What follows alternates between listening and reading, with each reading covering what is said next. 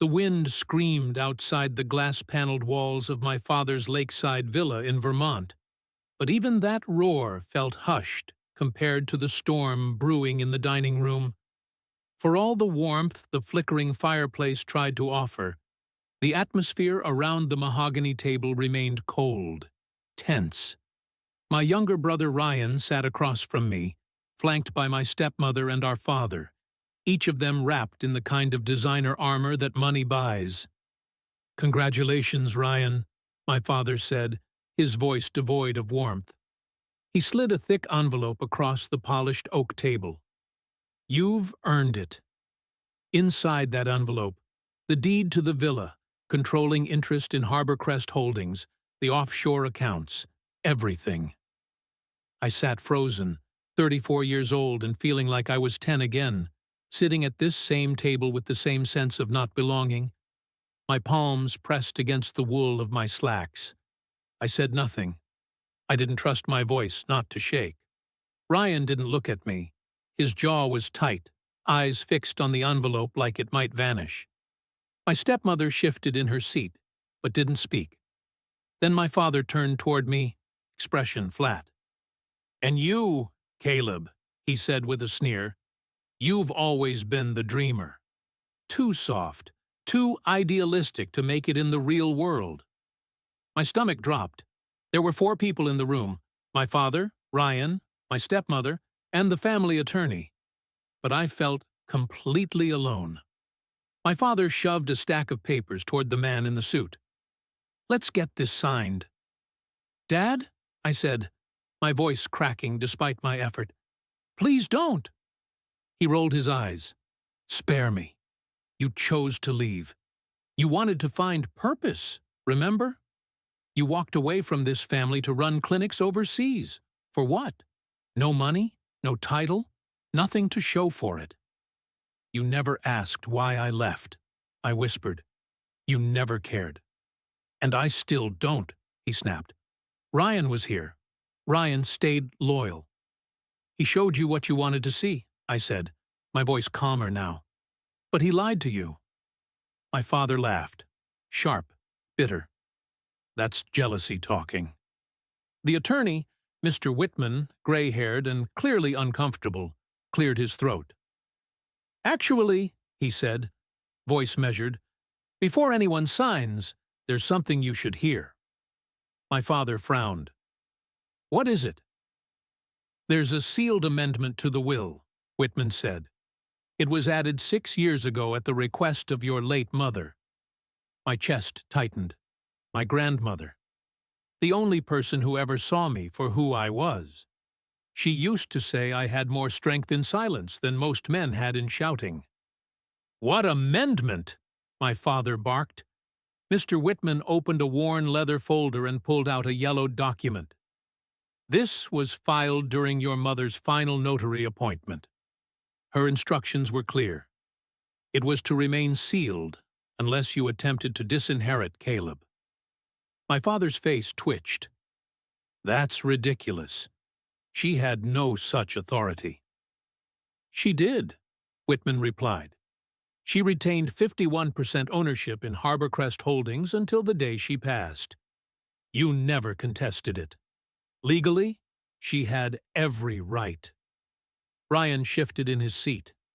My stepmother looked frozen, still holding the diamond pendant she wore like armor. Mr. Whitman turned to me. "Mr. Caleb, would you like to read it yourself?" I didn't move. My eyes stayed locked on the envelope Ryan held. "Read it," I said softly. He unfolded the paper and began, "In the event that my grandson Caleb Whitmore is deemed unworthy by his father, I hereby grant him full authority over my share of Harborcrest Holdings to be enacted immediately. All voting rights shall be transferred to his name upon activation of this clause. This amendment shall override any prior agreements regarding decision-making or ownership within the company or family estate." Silence followed.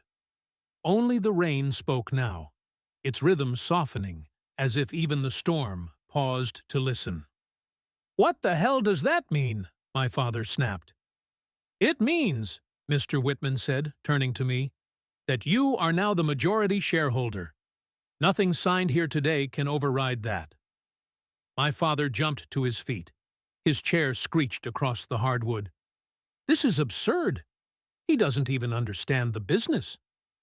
"Maybe not your version of it," I said, rising slowly, voice steady. "But I know how to lead, how to protect, how to build without tearing people down." I stepped closer to him. "You said I was weak, but I never needed your validation." I turned to Whitman. "Let's move forward. We have a company to run." Ryan stared at the table. My stepmother opened her mouth, then closed it. My father didn't sit back down. He just stood there, silent, rigid, as if the world he thought he controlled had tilted out from under him. And for the first time, I saw something I'd never seen in his eyes. Fear. Not the kind that fights. The kind that sinks. 2 weeks into my stewardship of Harborcrest, I called for a full audit. Not just of the finances, though those were more tangled than I expected, but of the values. I needed to know what we really stood for. Martin led the data team, compiling reports from every division.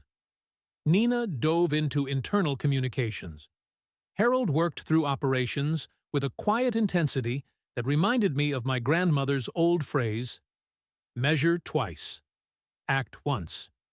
The findings were ugly. Shell subsidiaries with shadow ownership, contracts with morally questionable partners, internal bonuses tied not to performance, but to silence. And worst of all, a development project in Southeast Asia that had displaced entire villages for a luxury resort we never finished. I stared at the photos. Children staring into the camera from a gravel clearing where their homes once stood. "How did this happen?" I whispered. Nina's voice was tight. "Your father approved it. Ryan brokered the land deal. They buried the fallout in offshore reports." I felt the shame in my gut. "We fix it," I said. Harold sighed. "It won't be easy. We'll take hits. Financial, reputational, maybe even legal. Then we take them. Every one.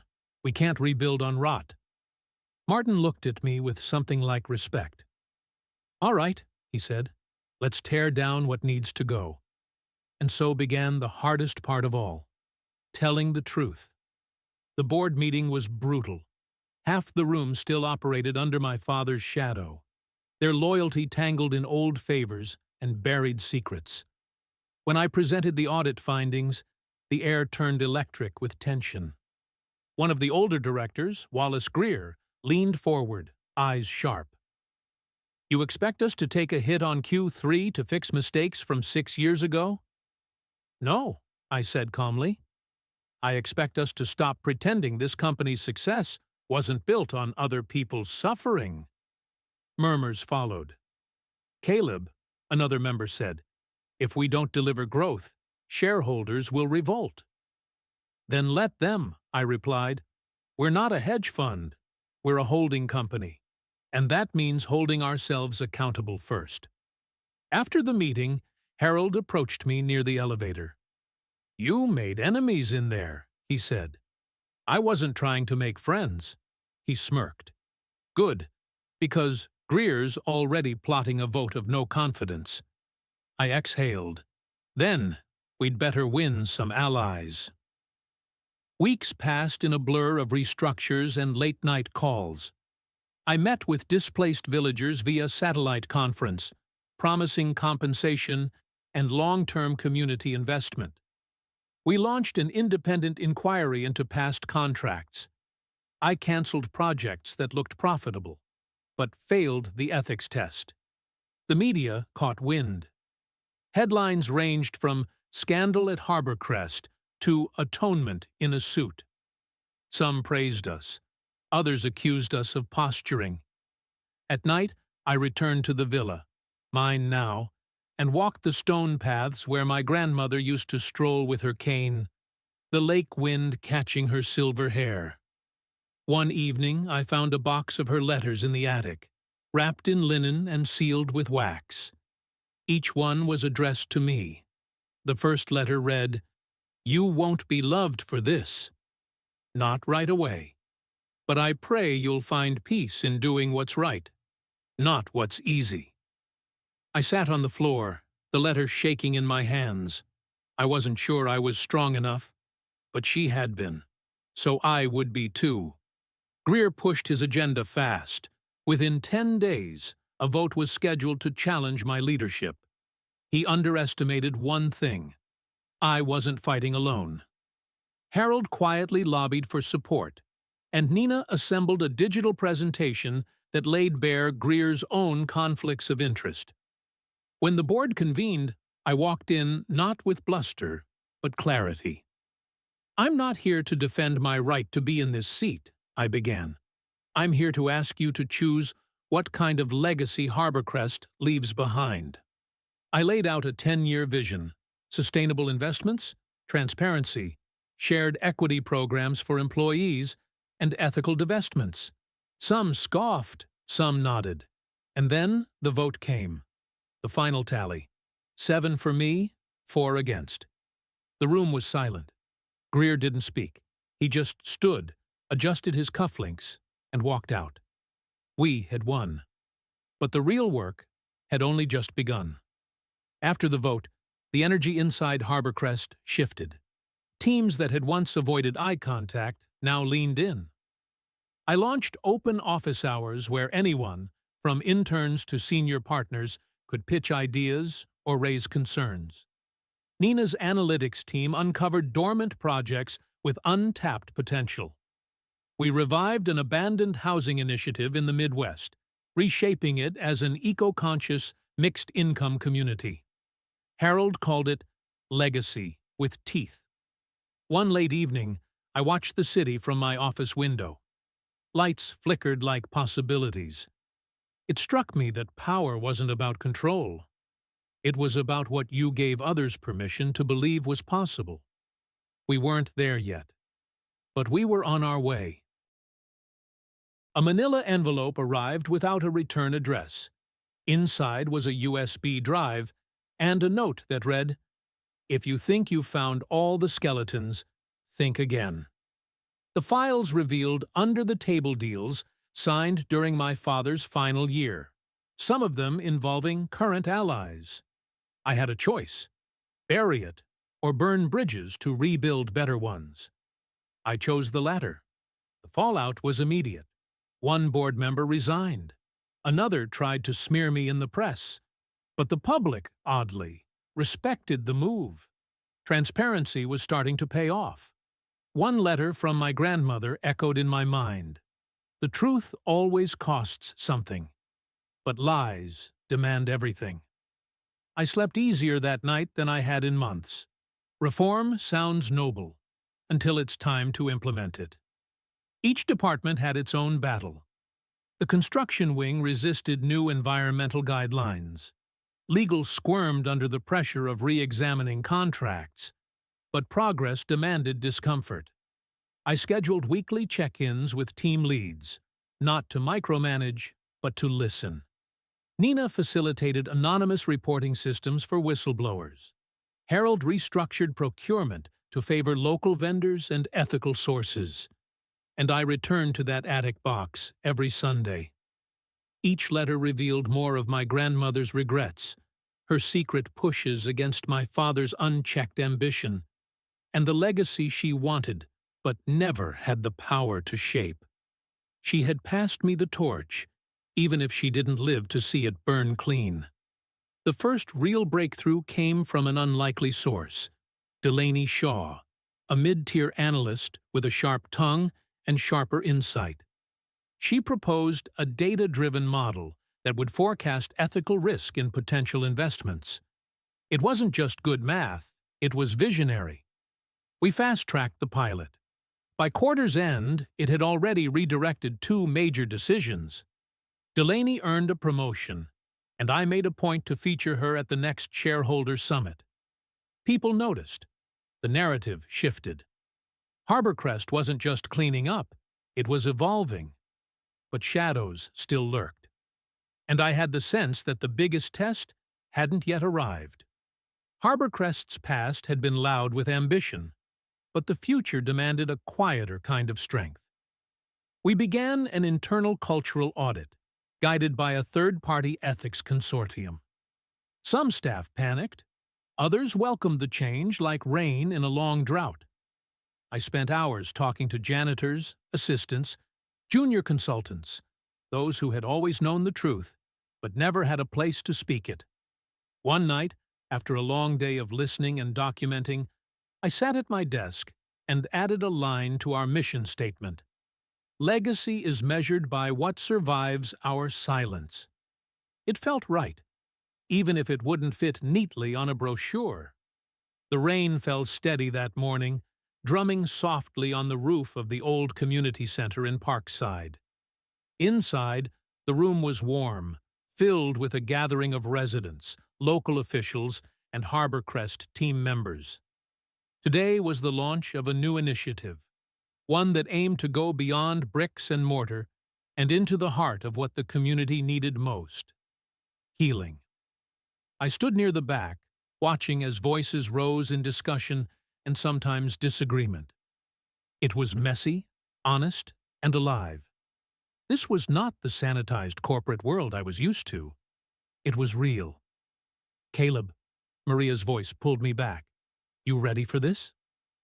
I nodded, smoothing my tie. As ready as I'll ever be. The event began with a moment of silence for those displaced by past developments, a gesture that brought many eyes to tears. I remembered the letters from my grandmother, the weight of legacy not just in profits or boardrooms, but in lives changed and sometimes broken. Later, as I took the podium, the room quieted. I spoke from the heart. "Building communities is about more than buildings," I said. "It's about people. It's about listening to the echoes of the past and planting seeds for the future.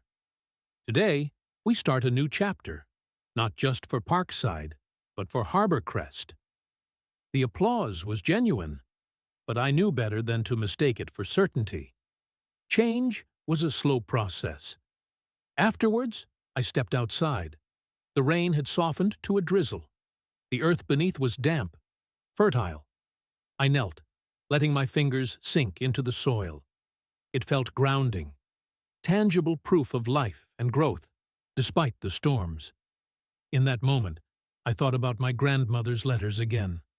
Her faith in doing what was right, even when it was hard or lonely. I wasn't just inheriting a company. I was inheriting responsibility. Days turned into weeks, and the Parkside initiative grew roots. We launched community gardens, youth mentorship programs, and local art projects that brought color and pride back to the neighborhood's walls. Each success was a small victory against a history of neglect. One afternoon, I met with Delaney Shaw in a cafe near the project site. She was reviewing data on community engagement and investment returns, her usual sharpness softened by the neighborhood's warmth. "People here are investing trust, not just money," she said thoughtfully. "That's a different kind of currency." I smiled. "And one we can't afford to lose." Delaney's model for ethical risk assessment was becoming integral, not just for compliance, but for building genuine relationships. But echoes from the past never fully fade. Late one evening, I found an anonymous letter slipped under my door. It warned me to stop digging into certain contracts or face consequences. The threat was chilling, but I was no longer the young man intimidated by shadows.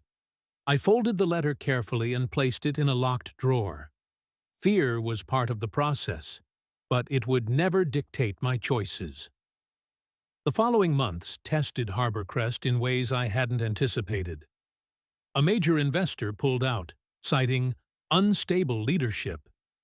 The press questioned our financial viability. Some board members whispered behind closed doors. Yet, through every challenge, the community of Parkside stood firm. At a rally I attended, residents carried handmade signs. Our voices matter. Built on trust, not lies. We are Harborcrest. Their resilience was a reminder that legacy wasn't just inherited. It was earned every day. One evening, as the city lights blinked awake, I walked the neighborhood alone. The scent of rain lingered in the air, mingling with the warmth of wood fires and home-cooked meals. I stopped at the edge of a small playground, watching children play under the flickering street lamps. Their laughter echoed in the night, an echo of hope. I reached into my pocket and pulled out one of my grandmother's letters. When the earth trembles beneath you, remember, it's the echoes you leave behind that build the future. I folded it carefully, feeling the weight of those words. The foundation beneath Harborcrest, and beneath me, was no longer fragile. It was strong enough to hold the future we were building together. And maybe, finally, I was. The early morning light filtered through the glass walls of Harborcrest's new innovation lab, casting long shadows over rows of monitors and whiteboards scrawled with ideas. This space was a symbol of our transformation, not just a physical renovation, but a cultural one. I arrived early, coffee in hand, joining Nina and Delaney already immersed in a heated discussion about the next phase of our ethical investment algorithm. We need to incorporate community feedback in real time, Nina argued, her finger tracing a flowchart. Data is powerful, but it's only as good as the voices behind it. Delaney nodded. Agreed, but gathering that feedback requires trust, and trust takes time. I leaned against the table, letting their conversation unfold. They reminded me why Harborcrest's future felt different from its past, driven not by profit margins alone, but by people. That afternoon, I met with a coalition of local leaders from several neighborhoods. Their concerns were blunt and familiar. Displacement fears, broken promises, and skepticism born from years of neglect. One woman, Joan, spoke with quiet intensity. We don't want another project that looks good on paper but leaves us behind. We want partnership. We want respect. Her words resonated deeply. I promised transparency and genuine collaboration, knowing that our success depended on more than just contracts. It demanded relationship. As I walked back to my office, the city's currents felt palpable. Forces of resistance and possibility pulling at every corner. Harborcrest stood at a crossroads, caught between its complicated legacy and the promise of a new path. Change was never linear. It flowed in unpredictable ways. But we were moving forward, one step at a time. The hum of activity in the office felt different now. Not frantic, but purposeful. I watched as teams collaborated across departments, breaking down silos that once kept us fragmented. It was in these quiet moments that real power revealed itself. Not in boardroom speeches or headline-grabbing announcements, but in steady dedication, day after day. That afternoon, Harold stopped by my office with a new proposal, an initiative to support small business owners in neighborhoods affected by past developments. He framed it as building bridges, not just buildings. I agreed immediately. Later, as dusk settled over the city, I stood by the window again, the skyline softened by the fading light. Change wasn't flashy. It was patient. It was steady. And sometimes, it was quiet. The weekend brought unexpected clarity. I visited the old neighborhood where I grew up, now dotted with signs of renewal. Community gardens, renovated parks, families returning. I met with children playing in the streets, their laughter a stark contrast to the tension I remembered. One boy showed me a drawing of the city, labeling it home. That's when I realized our work wasn't just about property or profit. It was about creating roots deep enough to sustain wings. giving people a place to grow and the freedom to dream beyond.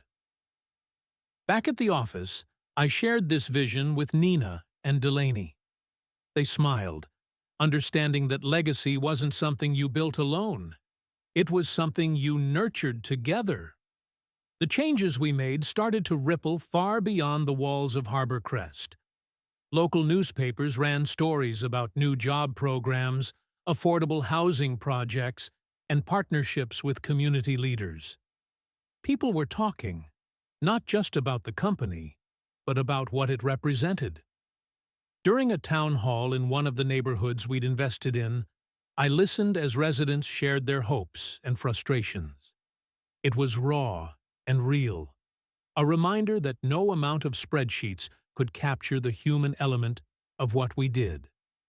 That evening, as I returned to my desk, I realized that leadership wasn't about control. It was about trust. And trust had to be earned, one conversation at a time. Despite progress, the path forward remained steep. Regulatory hurdles, lingering skepticism, and internal resistance tested our resolve daily. At a strategy meeting, tensions flared over budget allocations. Some wanted to prioritize immediate returns. Others, including me, pushed for sustainable growth. We're building for tomorrow, not just today, I reminded the team. Harold nodded in agreement, while Nina highlighted data projections that supported our vision. It was a delicate balance, honoring legacy while forging new ground. As the meeting ended, I felt a quiet determination settle in.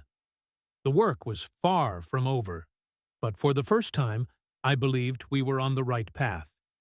The morning light filtered through the glass walls of the conference room, but the atmosphere inside was anything but bright.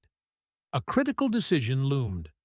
A potential merger with a rival firm that promised rapid expansion but risked diluting everything we had fought for. I sat at the head of the table, eyes scanning the faces around me. Some saw opportunity, others compromise. Growth is tempting, I said carefully, but not at the cost of our values. The room fell silent. Harold leaned in. We can't afford to be stagnant. The market won't wait. I nodded slowly. Agreed. But neither can we sell out our soul. The discussion stretched on, a tug of war between ambition and integrity. In the days after the meeting, I retreated to the villa's lakeside patio to think.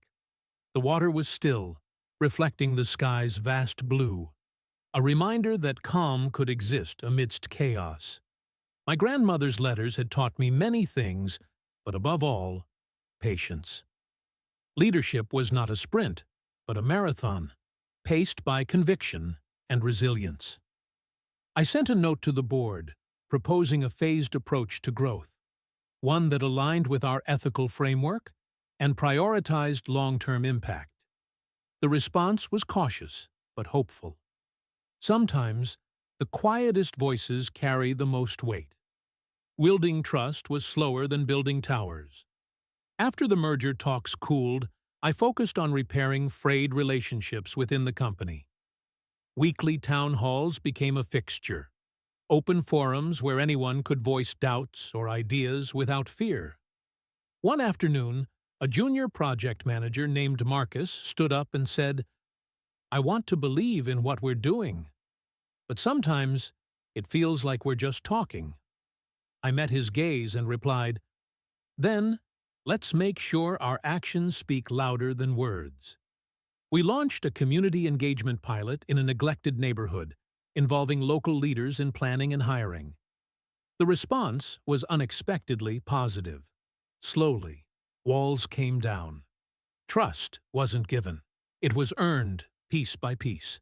Progress was rarely linear. For every win, there were setbacks, delays in construction, budget overruns, political pushback. At times, the weight felt unbearable. One evening, I stood alone on the rooftop garden of our downtown office, staring at the city skyline. The lights flickered like distant stars, reminders of dreams yet realized. I thought of my grandmother's last letter, a whisper from the past. Legacy is less about monuments and more about meaning. With renewed resolve, I drafted a message to the team, a reminder that the journey we were on mattered, not just for profit, but for people. The road ahead was long, but it was ours to walk.